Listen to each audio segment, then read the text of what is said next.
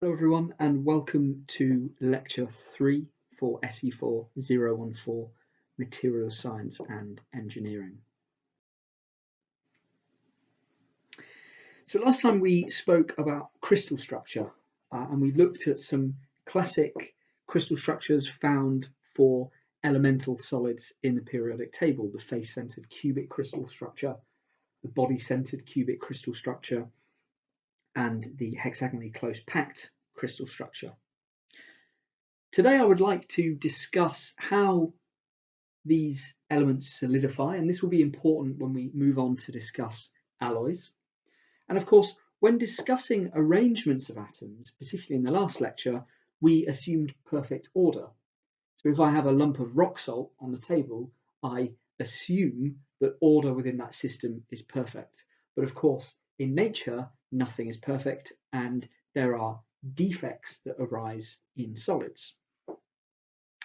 I want to talk about the number and type of those defects, and particularly how those defects can affect the properties of a material, and discuss whether or not these defects are always undesirable, because there may be some situations where we actually wish to introduce a defect into a material in order to render some kind of physical property that may be beneficial for the intended application.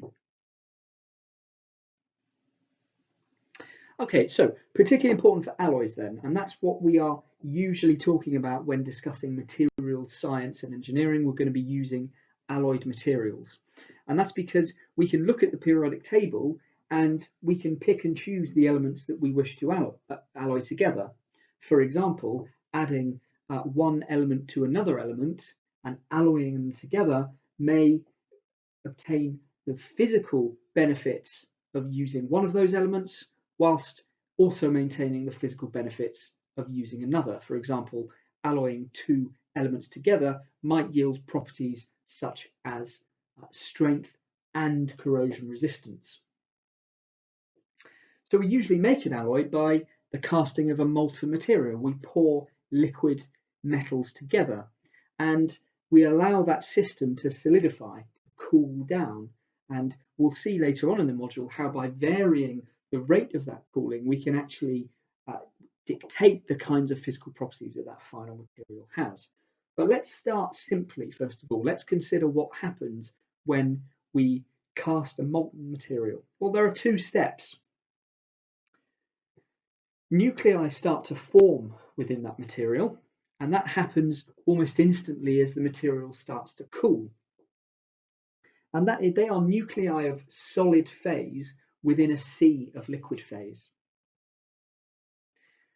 That nuclei prompts crystal growth, or rather crystal growth starts to occur around those nuclei, and the crystals grow, solid crystals grow in a sea of molten material. And eventually those crystals meet. And when they do meet and there's no more liquid left, then the final result is that solidification is complete. Now, each of those crystals will have a slightly different crystallographic orientation, right? They're arranged slightly differently in space. They have the same crystal structure, but they will have a slightly different crystallographic orientation. And what that leads to is a final grain structure, which we can view through a microscope, a metallic grain structure. And you can see an example of that in the bottom right in the diagram there.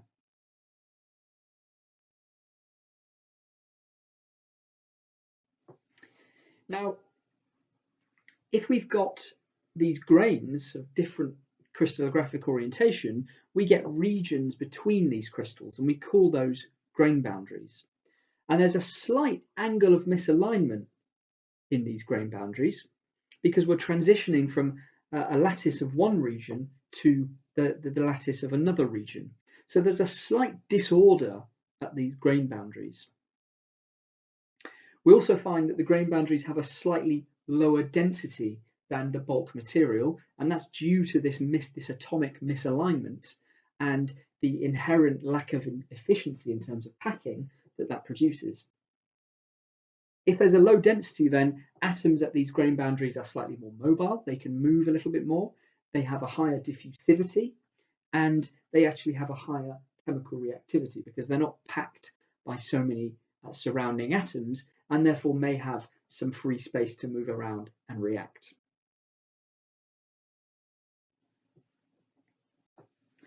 Now, this is a key point here. Perfect order is an absolute myth. We looked at all of these crystalline solid structures, the crystal structures I showed you in the last lecture, and we assumed perfect order. But in fact, all of these solids contain defects and imperfections. And the properties of any given material are very, very sensitive to any deviation from that crystalline perfection that we assumed in the last lecture. However, that can also work to our advantage. So we can also introduce imperfections into a solid in order to induce some kind of chemical or physical property that we require. So I want to have a look at some of the crystalline defects that are present in these materials. And these are defined as a lattice irregularity that has one or more dimensions on an atomic scale. And we'll start by looking at the following three: point defects, linear defects, and interfacial defects.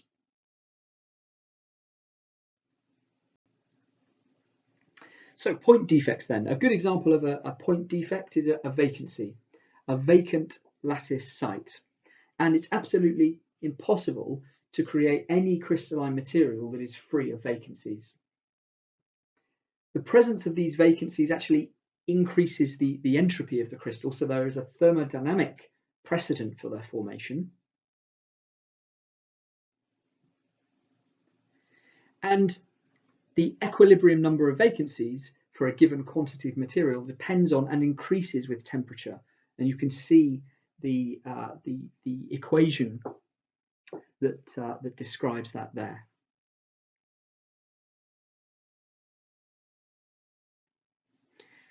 Now we can calculate the activation energy for the formation of a defect, and we can do that by using that equation I showed you on the last slide and plotting it as a straight line. The slope of that line is then the negative of the activation energy divided by K, which is a rate constant.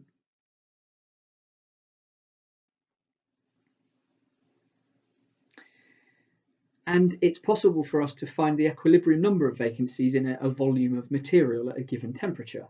All we need to know is something about the density of the material, the atomic weight of the material, the activation energy required for defect formation, and the Avogadro number. So we can just feed these numbers into an equation.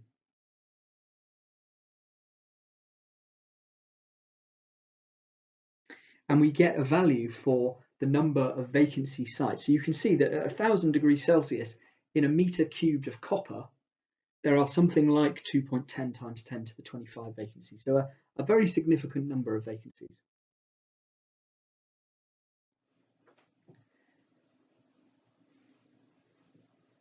Another kind of point defect are self-interstitials. And this is when an extra atom is positioned between atomic sites. So it's an extra atom that squeezes itself into a lattice site that it shouldn't be at.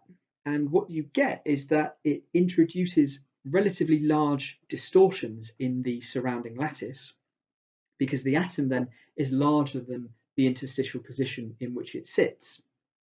And the formation isn't as highly probable as a vacancy defect, and these exist in very small concentrations relative to vacancies.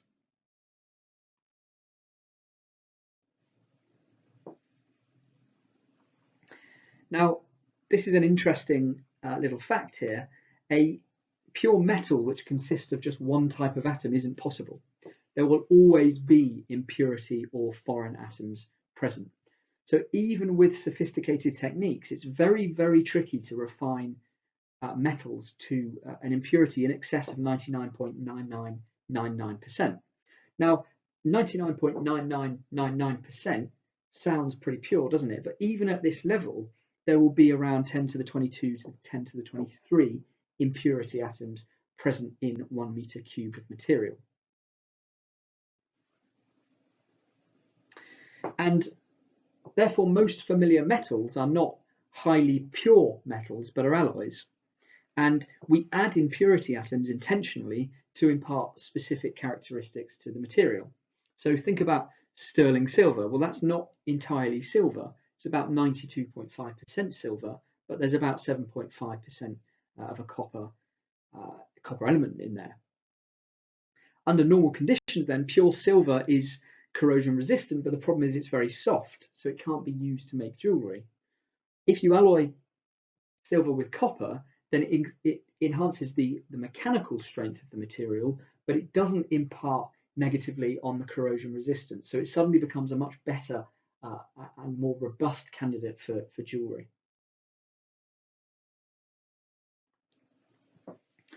So we're talking about alloys now, and if I take an alloy, which is a combination of two or more metals, I usually take the two metals in a molten state and I cast them, I pour them together. And there are two outcomes that I can obtain if I pour two molten metals together. And the outcomes there are shown on the left and right. I can gain what we call a substitutional solid solution. A good example of that is a copper-nickel alloy, whereby the copper will sit on conventional lattice sites, or vice versa, or I can obtain an interstitial solid solution, and a good example of that is carbon in iron, whereby carbon is so small that it sits in the interstices, in the gap between the iron lattice sites.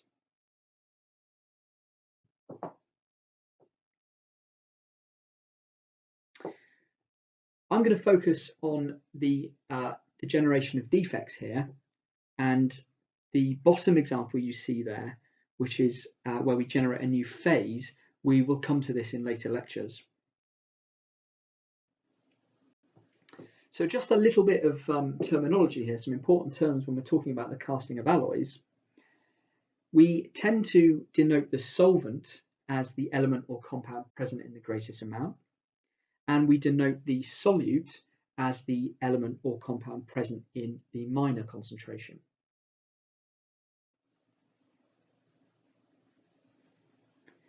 So we gain some kind of solid solution, and this is a kind of chemistry sort of way of looking at this. Remember that solids are in motion, so we call these solid solutions.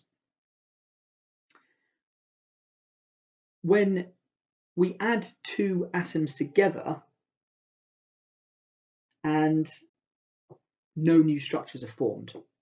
So think of mixing two miscible liquids. If I make my gin and tonic on a Friday night, I pour the tonic and the gin together, and those two liquids mix perfectly. No new structures are formed there. And the impurity atoms, or the atoms of one kind, are randomly and uniformly dispersed within the solid, to use the correct terminology for alloyed systems. Now, we call them impurities, but of course, if I'm mixing copper and nickel together to form an alloy, copper isn't really an impurity. I'm intentionally mixing these two things together. But nevertheless, the correct terminology is to call them an impurity point defect. And in my substitutional solid solution, the solute, in this case copper, replaces or substitutes for host atoms. In my interstitial solid solution, in this case carbon and iron, the solute or impurity atoms, in this case the carbon atoms, don't sit on lattice sites. They sit on interstices between lattice sites. And you'll usually find that for impurity atoms that are much smaller than those that make up the bulk crystal lattice. Of course, carbon is much smaller than iron. Now, what determines whether or not two metals will mix to form an alloy, whether or not one metal will dissolve in another? We can look at some conditions that are necessary for the efficient mixing of two metals from a liquid solution. And they're known as the W. Hume-Rothery rules. The first is that they should have very similar atomic radii. Well, that kind of makes sense if we're trying to make solid solutions of these materials. The next is that they must have a proximity in the periodic table which is close to each other. So they must have fairly similar electronegativity values. Remember, we're not talking about ionic bonding here. This is metallic bonding. It helps if both respective elements have the same crystal structure, and it helps if they have a similar-ish valency. So, for example, copper and nickel are completely soluble in one another at all proportions. And if we look at why that might be, it becomes clear when we apply these W. Hume-Rothery rules. Well, they both have a similar electronegativity. They both have a face-centered cubic crystal structure. They both have very similar electronegativities, and the most common valencies for the two metals are +1 for copper and +2 for nickel.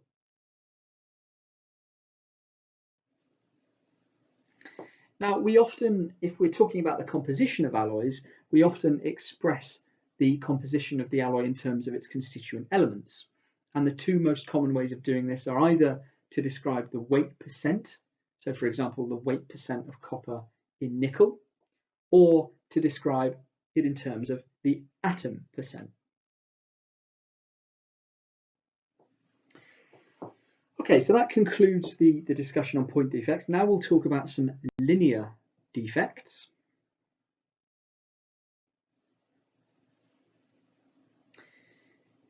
Dislocations are a good example of linear defects.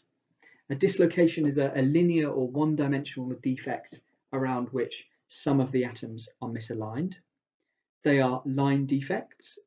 They are caused by slip between crystal planes, which is a result of this dislocation movement, and they are produced by permanent plastic deformation. So we'll see as we move into the more engineering aspects of this, when we start to look at materials under stress and tension, we will see how these impact the plastic deformation of a material. The example shown in the diagram here is a hexagonally close-packed zinc structure.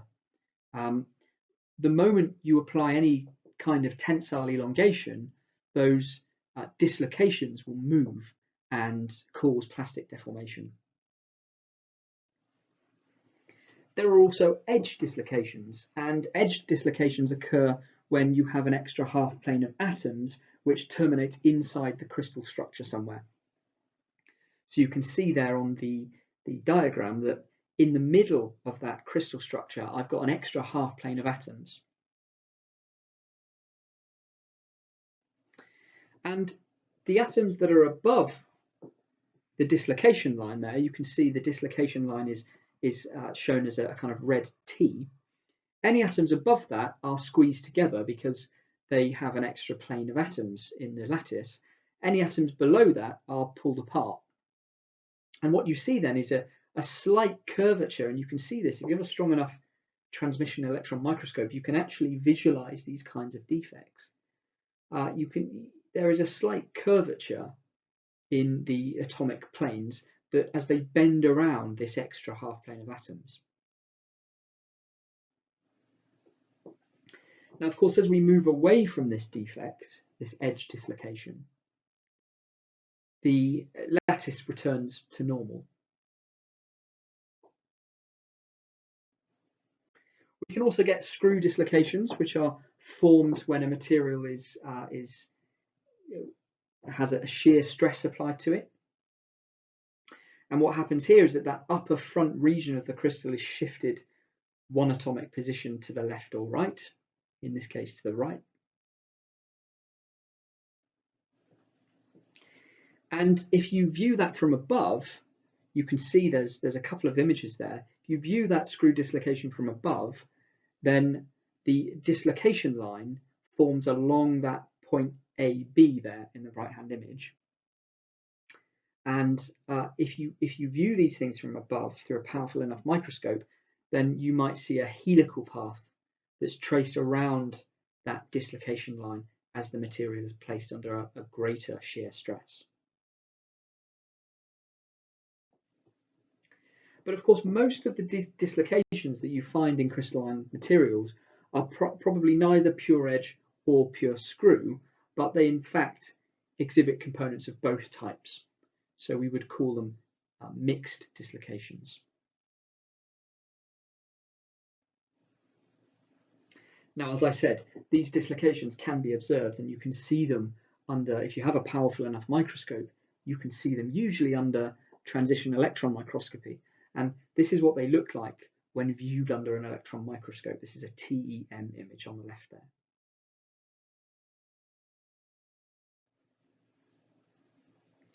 And virtually all crystalline materials contain some form of dislocation.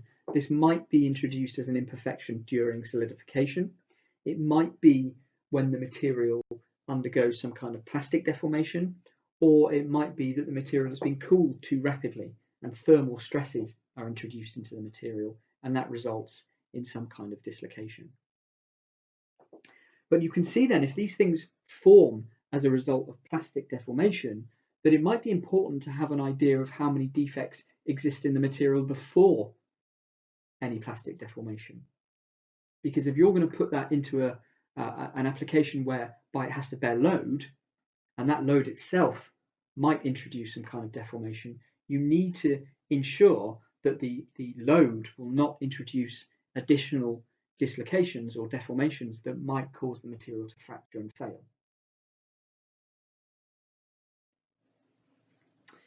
Okay, there are another class of defects known as interfacial defects, defined as boundaries that have two dimensions.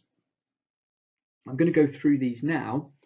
These normally separate regions of materials that have different crystal structures or, crucially, different crystallographic orientations. The first is an external surface. Now, all materials have an external surface. In the case of metals and alloys, we're talking about an external surface where that crystal structure terminates. And of course, if you have atoms at the surface of a material, then they are not bonded to the maximum number of nearest neighbours that they would like to be, and they're in a slightly higher energy state. So if those bonds of those atoms on the surface aren't satisfied, and they have a slightly higher energy state, then you get a slightly increased energy at the surface, known as the surface energy. Now, liquids will try to reduce that energy by contraction. So this is the origin of surface tension in water. But of course, solids can't do that. So you have an increase in energy at a surface. Grain boundaries themselves, and we spoke about grain boundaries earlier on in the lecture, they themselves are a form of interfacial defect. So this is a boundary which separates two small grains in a crystal that have themselves different crystallographic orientation, and you get a slight atomic mismatch across this grain boundary. And that degree of crystallographic misalignment can vary. When the orientation mismatch is slight, you have a small angle grain boundary. And when the orientation mismatch is very large, you have a high angle grain boundary, and you can see examples of both of those in the image on the right there. But just like at a surface, the atoms are bonded less regularly along that grain boundary. The bond angles tend to be slightly longer and slightly more strained. And there is an associated interfacial or grain boundary energy. The atoms at those boundaries have a slightly higher energy.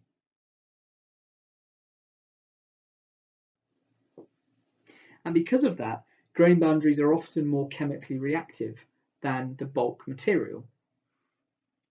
And what you see then is that impurity atoms often segregate along these boundaries due to that higher energy state of atoms along the grain boundary, or if you like, another way of putting that is due to the slightly higher chemical reactivity of atoms along the grain boundary. Now we can use this to our advantage sometimes, and we'll see some examples of this as we progress throughout the course. We may actually want to recruit atoms to the grain boundaries to fill space and strengthen the material.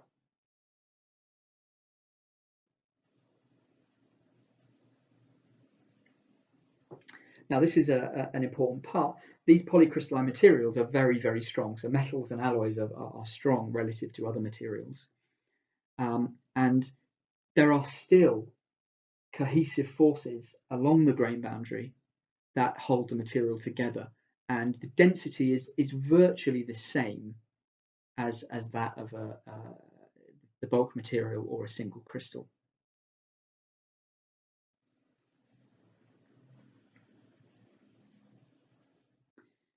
And you can see there, I show you some SEM images, some scanning electron microscope images of grain boundaries and grains in metallic materials.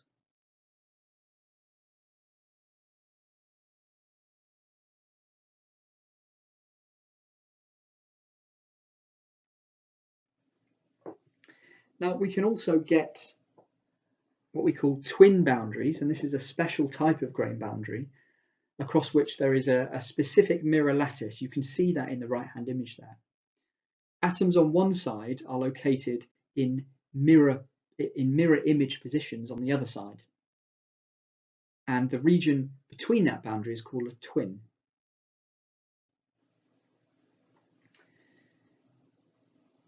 They are introduced into a material from either some kind of mechanical shear force or also during some kind of annealing heat treatment. So how do we look at these grains or grain boundaries? Well, they all vary very considerably in size. Sometimes a grain can be very large, so you can actually grow single crystals of materials. You can grow a single crystal, quite large single crystals of magnesium oxides, in which case you can view a grain by eye. So this is a monocrystalline material.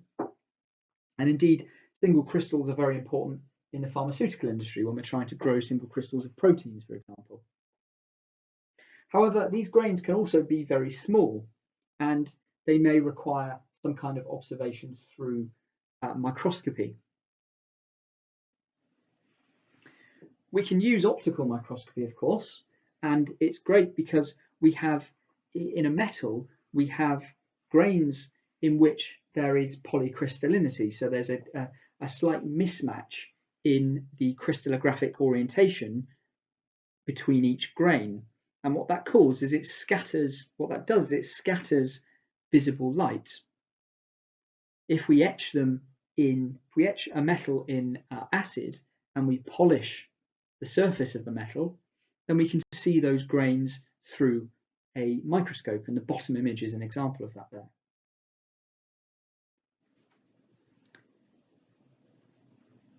And I think that just describes what I was describing on the previous page.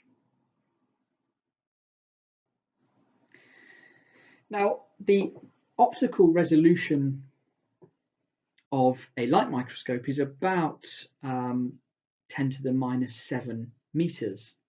If we want anything higher, then what do we use? Well, we need some kind of,